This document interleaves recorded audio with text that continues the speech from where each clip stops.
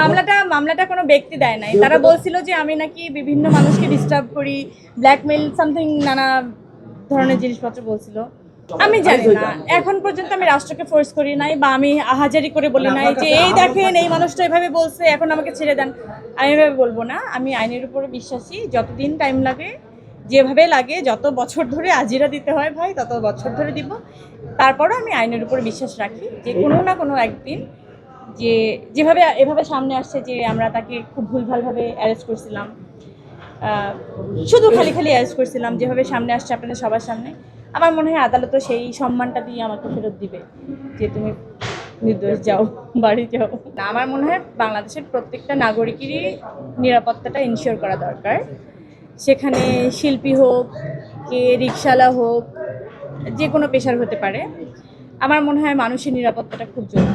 আমরা হেনস্থা থেকে রেহাই পেতে চাই, মুক্তি পেতে চাই, এটুকু আসলে আমার সর্বোচ্চ চাওয়া।